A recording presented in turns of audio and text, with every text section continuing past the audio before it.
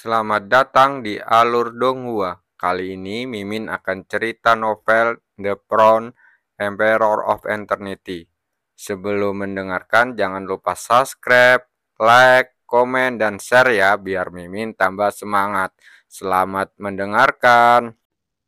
Melanjutkan episode sebelumnya, lautan api yang berkobar langsung melelehkan 9 gunung menjadi ketiadaan. Semua orang langsung tampak ngeri dan langsung menelan ludah karena gugup. Tetua Agung Istana Dewa dan Iblis ini sungguh mengerikan. Tidak heran sebelumnya begitu sombong. Bu Feng tampak muram. Ketakutan mulai tampak di matanya.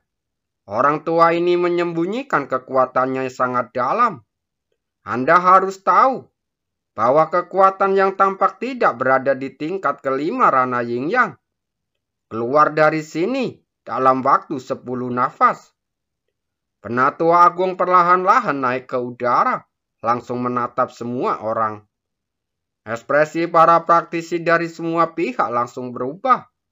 Jika sebelumnya mereka merasa sedikit jijik dengan kata-kata itu, saat Tetua Agung itu memperlihatkan kekuatan aslinya, membuat para praktisi yang hadir tampak ketakutan. Tingkat ke-6 Rana Yin yang sudah cukup untuk menghancurkan semua praktisi yang hadir. Wu Feng menggertakkan giginya saat menatap 9 orang itu dengan ekspresi yang berubah-ubah. Mari kita bergabung. Bahkan jika orang tua ini sangat kuat, saya rasa dia tidak akan bisa melakukan apapun kepada kita. Mendengar ini, semua orang itu ragu-ragu sejenak. Dan akhirnya mengangguk dengan penuh semangat. Jika begitu banyak kekuatan datang untuk meminta pertanggungjawaban, dan akhirnya malah dipaksa kembali oleh Istana Dewa dan Iblis, itu akan membuat mereka malu. Sepertinya Anda masih keras kepala. Tetua Agung melirik Wu Feng dan yang lainnya. Baiklah, hari ini aku akan menunjukkan kepadamu perbedaan antara tingkat kelima dan ke-6 Rana Yin Yang. Saat ini, lautan api berkobar hebat. Kobaran api yang berkobar membakar udara. Seluruh langit tampak terbakar. Api ekstrem membakar langit. Tetua Agung langsung membentuk segel dengan tangannya. Lalu dia menampar tanah di bawahnya dengan telapak tangannya. Lautan api melonjak dan suhu yang mengerikan meningkat dengan cepat. Orang-orang yang hadir langsung mundur dengan panik saat menatap lautan api yang ngeri. Suhu di lautan api ini telah mencapai tingkat yang mengerikan. Bahkan sekumpulan api kecil saja sudah cukup untuk langsung melelehkan praktisi Rana Yin yang tingkat biasa. Wu Feng dan yang lainnya menunjukkan rasa ketakutan di wajah mereka. Bagaimana kekuatan Tetua Agung Istana Dewa dan Iblis bisa begitu mengerikan? Jika dia menggunakan seluruh kekuatannya, aku tidak yakin dia bisa mengalahkan 10 orang sendirian. Wu Feng menggertakkan giginya dan kekuatan dahsyat kembali mengalir di sekelilingnya. Melihat itu, ke-9 orang lainnya pun ikut meledak dengan kekuatan terkuatnya, lalu memborbardir lautan api satu demi satu. Tetua Agung hanya menunjukkan senyum mengejek, lalu melambaikan tangannya. Lautan api yang menyerbu keluar dan langsung menyelimuti 10 serangan itu.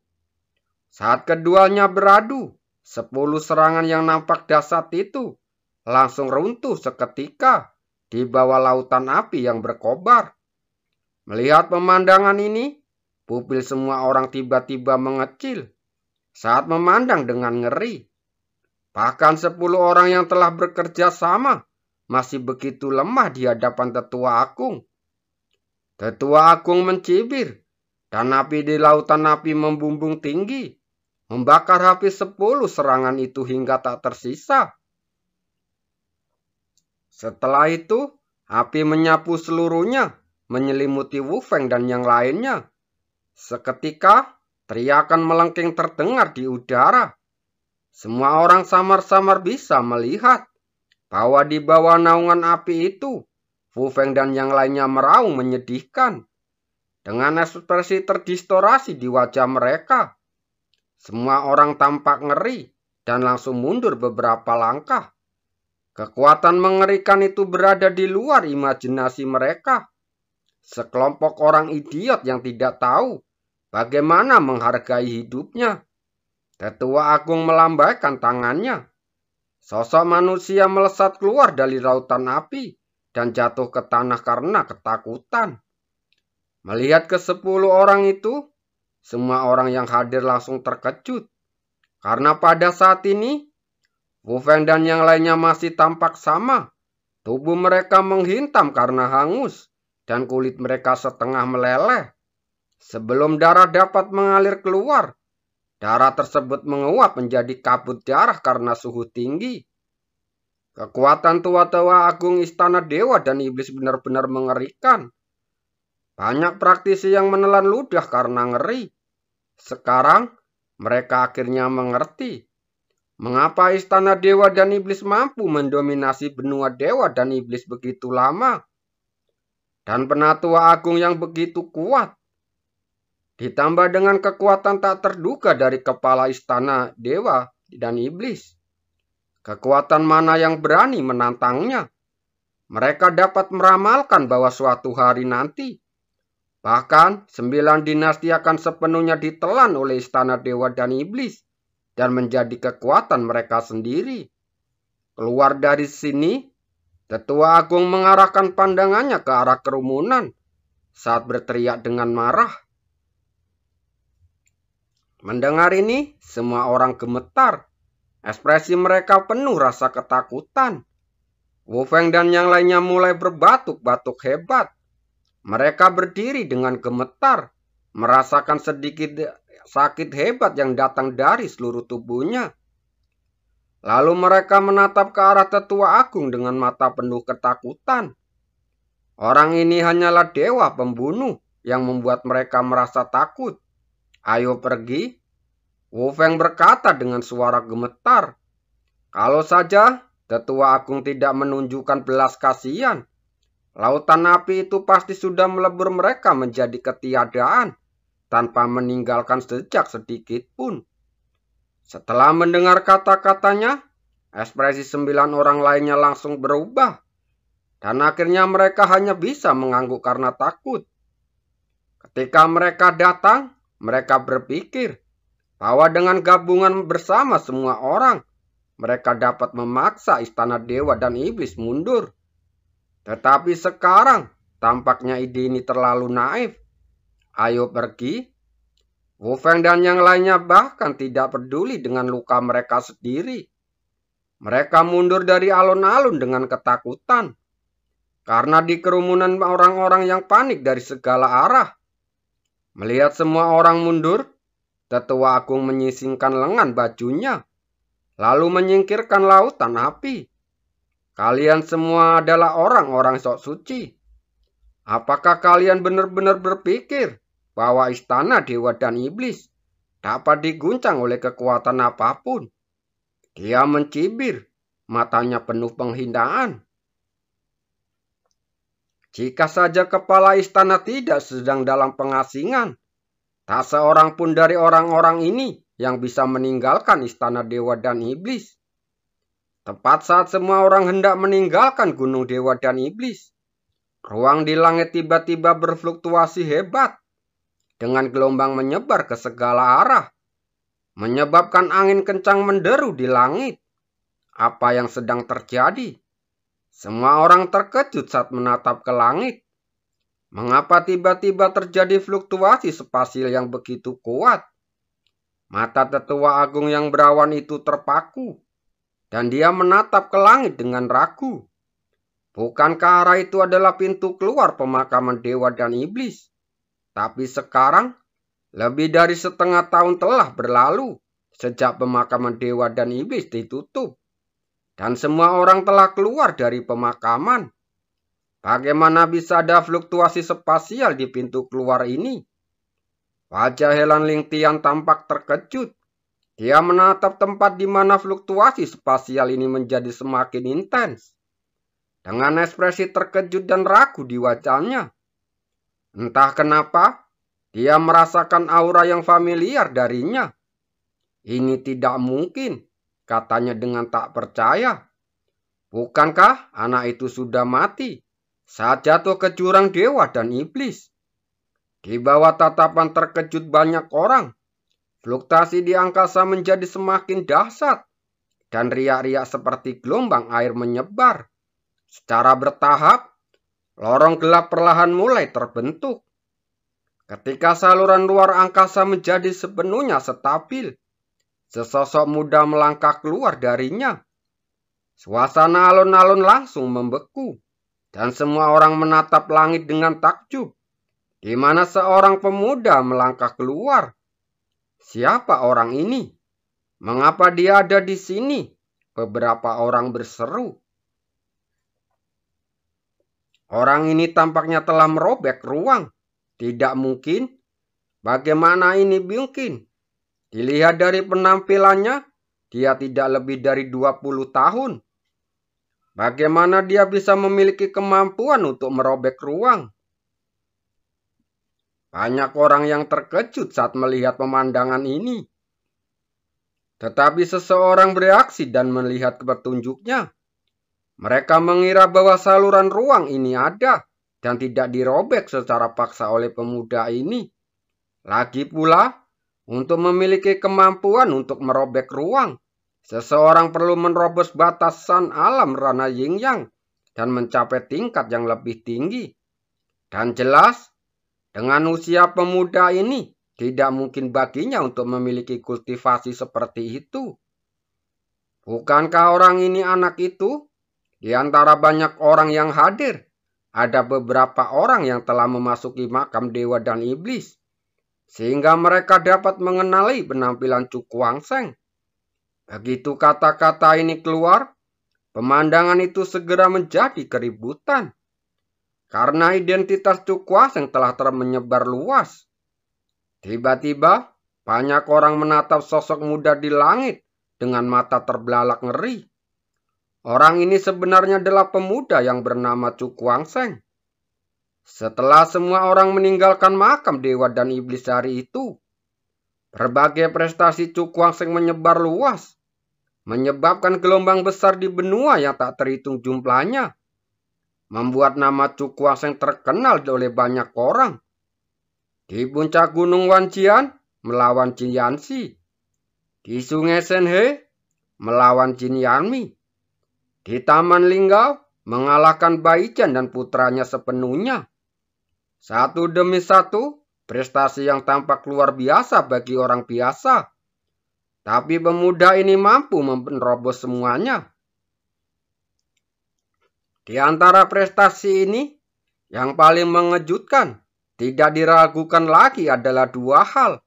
Salah satunya adalah bahwa di jurang Dewa dan Iblis, Cu Kuangseng dengan seorang diri mengalahkan Helan Ling Tian, yang dikenal sebagai jenius nomor 1 di benua Dewa dan Iblis. Setelah kejadian ini, hal ini menarik perhatian Master Kiao Tian untuk maju. Dan hanya menekan dengan kekuatan absolutnya, memaksanya untuk melompat ke jurang dewa dan iblis.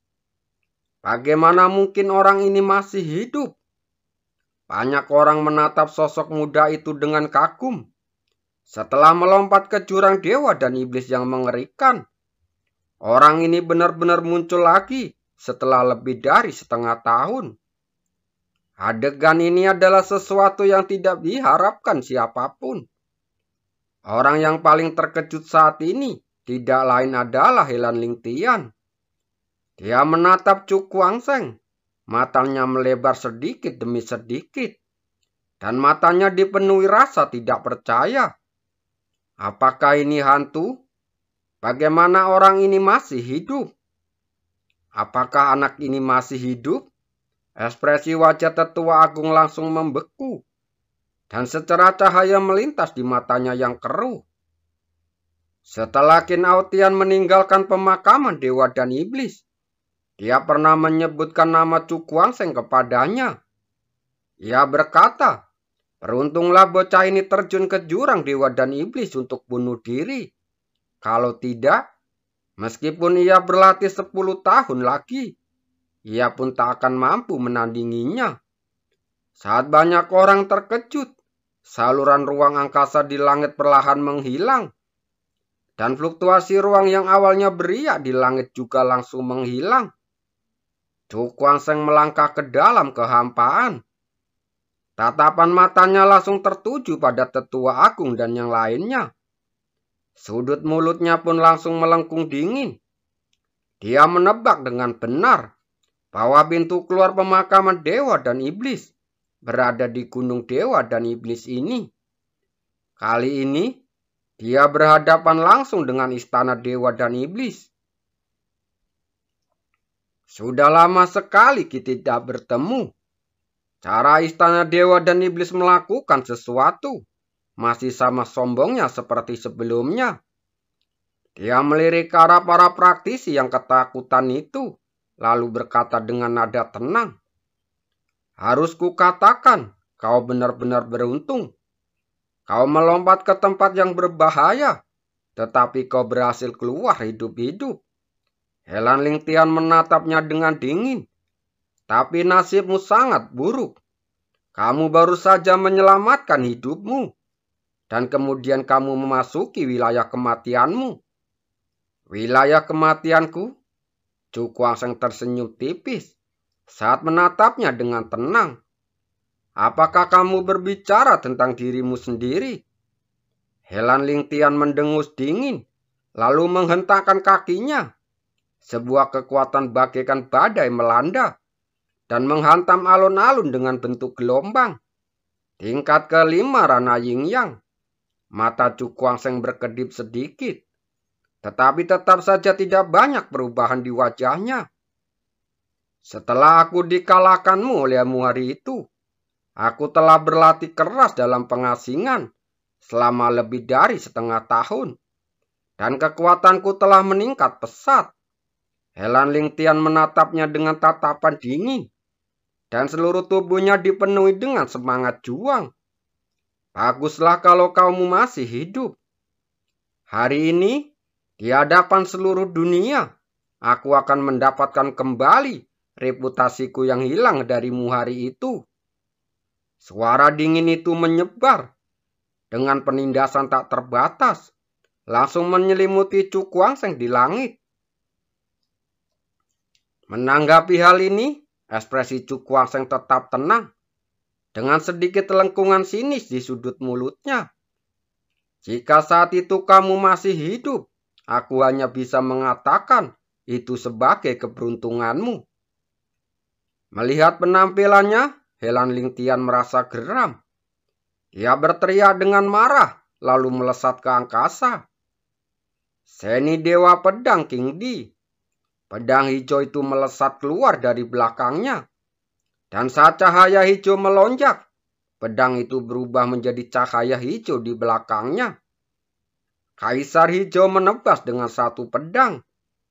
Tanpa ragu-ragu, Helan Lingtian dengan cepat membentuk segel dengan tangannya. Saat melangkah maju, dia menggenggam pedang hijau di tangannya, lalu menebas ke depan. "Aku akan membunuhmu dengan satu pedang." Mata Helan Lingtian berkilat dingin saat cahaya hijau melesat keluar dari bilah pedang, dengan cepat bersembunyi di udara, lalu melesat maju bagaikan kilat. Tepat pada saat berikutnya, cahaya hijau tiba-tiba muncul. Jaraknya hanya 100 kaki dari Cu Kuangseng. "Hahaha, bocah.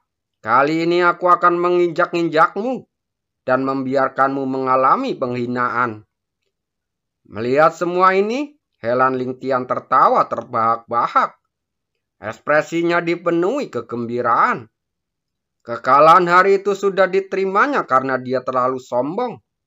Jadi selama 6 bulan terakhir ini, dia telah berlatih keras untuk membuktikan kepada semua orang bahwa dia masih merupakan jenius nomor 1 di seluruh benua dewa dan iblis.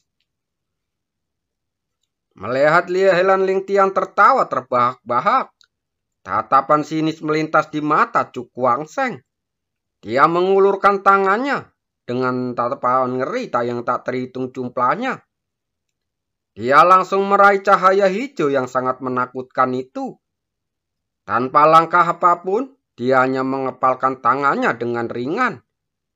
Lalu terdengar suara bentrokan rendah, dan seluruh alun-alun langsung membeku. Banyak orang yang melihat langsung tercengang, tidak dapat mempercayai apa yang mereka lihat. Ini adalah seni pedang Dewa Kaisar Hijau. Serangan mengerikan seperti itu bisa dihancurkan dengan mudah oleh orang itu. Terlalu lemah. Chu Guangsheng bertepuk tangan dan suaranya bergema di seluruh alun-alun. Terima kasih.